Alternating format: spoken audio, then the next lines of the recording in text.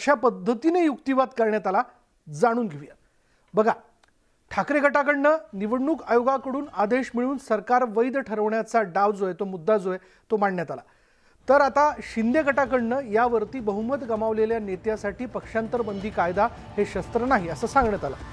पुन्हा ठाकरे गटाने काय म्हटलं बघा, आमदार आजही उद्धव ठाकरेंना अध्यक्ष मानतात। तर शिंदे गटाकडनं काय यावरती म्हणण्यात आलं बघा, आमच्या पक्षात 2 गट आहेत। ठाकरे गटाने म्हटलं की बंडखोरांनी दुसऱ्या पक्षात विलीन व्हावं किंवा नवा पक्ष काढावा।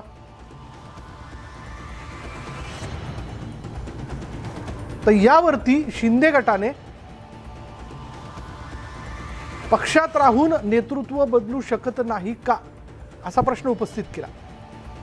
ठाकरे गटाने 10व्या सूचीचं उल्लंघन झाल्यास आमदार अपात्र ठरतात असं म्हटलं। तर शिंदे गटाने पक्ष सोडला तरच पक्षांतर बंदी कायदा लागू होतो असा युक्तिवाद केला। तर ठाकरे गटाकडनं आमदार अपात्र ठरल्यास पुढची सर्व प्रक्रिया बेकायदेशीर असल्याचं म्हटलं। तर शिंदे गटाने आम्ही अजूनही त्याच पक्षात आहोत असा युक्तिवाद केला।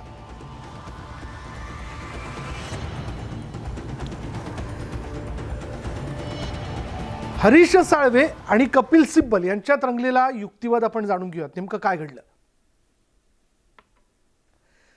कपिल सिब्बल यांनी म्हटलं की 2/3 सदस्यांसह दुसऱ्या पक्षात विलीन होणं गरजेचं आहे। यावरती हरीश आणि त्याचबरोबर 2/3 सदस्य पक्षावर दावा करू शकत नाही असं कपिल सिब्बल यांनी म्हटलं। आम्हीच मूळ पक्ष असल्याचा दावा शिंदे गट करू शकत नाही असा देखील मुद्दा त्यांनी मांडला। पक्ष फुटल्याचं शिंदे गटानं आयोगासमोर मान्य केलं। घटनेच्या 10व्या सूचीनुसार मूळ पक्ष याचा अर्थ काढावा। ज्या पक्षाकडून निवडणूक लढवली त्याच गटाचा सदस्य असं देखील त्यांनी स्पष्ट केलं।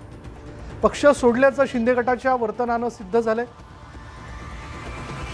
पक्षाच्या बैठकीऐवजी ते सुरत गुवाहाटीला गेले असं देखील त्यांनी म्हटलं। म्हणून शिंदे गट मूळ पक्षावर दावा करू शकत नाही असा मुद्दा देखील त्यांनी स्पष्ट केला। तर घटनेची 10वी सूची याला परवानगी देत नाही असा देखील तांत्रिक मुद्दा त्यांनी मांडला। शिंदे गट अपात्र असेल तर आतापर्यंतच्या सर्व प्रक्रिया अवैध असल्याचं त्यांनी म्हटलं। असं सुरू राहिल्यास कोणतंही सरकार पाडणं शक्य असल्याचं देखील त्यांनी स्पष्ट केलं।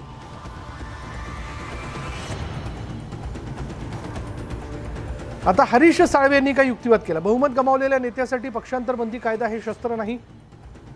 आतापर्यंत कोणावरही अपात्रतेची कारवाई नाही। पक्ष सोडल्यानंतरच पक्षांतर बंदी कायदा लागू होतो असं त्यांनी म्हटलं। नेता म्हणजेच राजकीय पक्ष असा आपल्या देशात गैरसमज आहे। मुख्यमंत्री भेटत नसतील तर नेता बदलण्याचा अधिकार असल्याचं त्यांनी स्पष्ट केलं। मुख्यमंत्री बदलणं हे पक्षविरोधी कृत्य नाही। बंडखोर अजूनही पक्षातच आहेत असं ठामपणे त्यांनी सांगितलं। आणि बंडखोर म्हणजे वेगळं मत असलेले पक्षातील नेते। राजकीय पक्षात लोकशाही हवीच असं देखील त्यांनी स्पष्ट केलं। मूळ पक्ष कोणाचा हा मुद्दाच नाही, पक्षाचा नेता कोण हा खरा प्रश्न आहे। आयोगातील प्रकरण कोर्टातील याचिकेचा संबंध नाही असं देखील त्यांनी स्पष्ट केलं।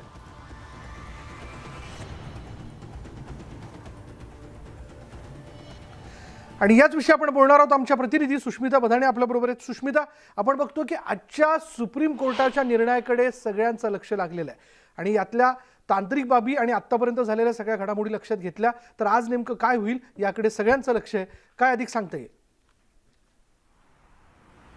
खरं तर आजचा निकाल हा महाराष्ट्रासाठी नव्हे तर देशातील राजकीय अनेक पक्षांसाठी महत्त्वाचा असणार आहे। ज्या क्षणापासून शिंदे गटाने बंडखोरी पुकारली त्या क्षणापासून उत्कंठा वाढलेली होती आणि काल ज्या वेळेला सुनावणी सुरुवात झाली त्यावेळेला जो युक्तिवाद झाला त्यावेळेला आम्ही मूळ शिवसेनेचंच प्रतिनिधित्व करत आहोत, आमची शिवसेना ही खरी शिवसेना आहे हे सांगण्याचा प्रयत्न आजवर शिंदे गटानं केलेला होता। तशाच पद्धतीचा युक्तिवाद त्यांच्या वकिलांकडनं सुद्धा करण्यात आला। परंतु कपिल सिब्बल यांनी शिवसेनेची अर्थात ठाकरेंची बाजू मांडत असताना पक्षांतर बंदी कायदा घटनेतील इतर अनेक कलम 10व्या अनुसूचीचा उल्लेख केलेला होता, ज्यामध्ये मुख्यत्वे पक्षादेश मान्य केले गेले नाहीत। व्हीप पाळला गेला नाही, पक्षाच्या बैठकीनं उपस्थिती राहिली नाही, अशा अनेक मुद्द्यांचा उल्लेख कोर्टामध्ये झाला. आज ठाकरेंच्या वतीनं लिखित स्वरूपामध्ये आर्ग्युमेंट सादर केली जाणार आहे, यालाही महत्त्व आहे.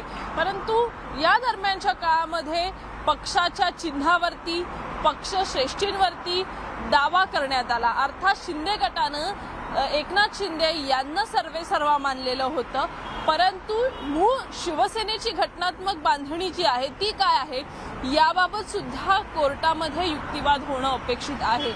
अशाच पद्धतीने इतर सुद्धा दाखले देणं आज आपल्याला या युक्तिवादामध्ये पाहायला मिळू शकते. 10:30 वाजता पहिल्याच टप्प्यामध्ये ही सुनावणी सुरू होणार आहे आणि खंडपीठासमोर जेव्हा अशा पद्धतीने युक्तिवाद केला जाईल त्यावेळेला दोन्ही बाजूच्या पक्षांकडनं आपणच कसे खरे आहोत किंवा आपली शिवसेना हीच खरी शिवसेना कशी हे सांगण्याचा प्रयत्न केला जाणार आहे. परंतु या संपूर्ण प्रकरणामध्ये वेगवेगळ्या पद्धतीचे ट्विस्ट आपल्याला गेल्या काही दिवसांमध्ये पाहायला मिळतात. आतापर्यंत अनेकदा राजकीय बंडखोरी पाहायला मिळाली, परंतु त्यावेळेला बंडखोरांनी आपला वेगळा गट साकारलेला होता, वेगळा गट स्थापन केलेला होता. शिंदे गटाबाबत तसं झालेलं नाही. ते म्हणतायत की आम्हाला बाळासाहेब हवे आहेत, परंतु पक्ष नेतृत्व आम्हाला नको आहे. त्यामुळे या पेचावरती आज कोर्टामध्ये सुनावणी दरम्यान निकाल येणं अपेक्षित आहे किंवा कोर्टानं मध्यस्थी करणं सुद्धा अपेक्षित आहे. यात एक होऊ शकतं, विधानसभेच्या अध्यक्षांकडे याबाबत निर्णय सुपूर्द केला जाऊ शकतो. खंडपीठासमोर एक वेगळं खंडपीठ साकार केलं जाईल, त्यांच्याकडनं कायद्याचं स्पष्टीकरण मांडलं जाईल, कायद्याचं एकूणच अर्थ जो आहे तो नव्या पद्धतीने मांडण्यात येईल, काही महत्त्वाचे मुद्दे कायद्यामध्ये जोडले जातील. अशा अनेक पद्धतीच्या गोष्टी आज होणं अपेक्षित आहे आणि न भूतो न भविष्यती अशा पद्धतीचा हा निकाल आज पाहायला मिळू शकतो. अशा पद्धतीचा युक्तिवाद हा पाहायला मिळू शकतो. हा युक्तिवाद कायदेतज्ञांसाठी महत्त्वाचा आहे, महाराष्ट्राच्या नागरिकांसाठी महत्त्वाचा आहे आणि सगळ्यात महत्त्वाचं म्हणजे राजकीय पक्षांच्या अस्तित्वाबाबत सुद्धा आजचा निकाल हा महत्त्वाचा असणार आहे. आजची सुनावणी महत्त्वाची असणार आहे. विशाल, धन्यवाद सुष्मिता या सगळ्या माहितीबद्दल. तर बघूया आज सुप्रीम कोर्टाने याविषयी प्राधान्याने सुनावणी करू असं म्हटलेलं आहे. काय निर्णय ते देत आहे हे लवकरच आपल्याला कळेल. राज्यातल्या सत्तांतरावर न्यायालयीन लढाई सुरू झाली आहे. मात्र या लढाईत तत्कालीन मुख्यमंत्री उद्धव ठाकरेंनी केलेली चूक शिवसेनेला तापदायक ठरते. उद्धव ठाकरेंनी विश्वासमताला सामोरं न जाऊन मोठी चूक केली का अशी चर्चा सुरू झाली आहे. मोठी चूक केली असं रोखठोक मत पृथ्वीराज चव्हाणांनी मांडलं होतं. उद्धव ठाकरेंनी विधिमंडळाला सामोरं जायला हवं होतं. आपलं म्हणणं मांडण्याची ती संधी होती. विधानसभेत चर्चा झाली असती तर महाविकास आघाडी सरकार का स्थापन केलं हे महाराष्ट्राच्या जनतेला सांगता आलं असतं. मतदानात मतं कमी पडली असती तरी पक्षांतर बंदी कायद्याचं उल्लंघन जनतेसमोर झालं असतं. व्हीपचं शिवसेनेच्या फुटीर गटाकडून उल्लंघन लाईव्ह टीव्हीवर दिसलं असतं. हे मुद्दे चव्हाणांनी मांडले होते.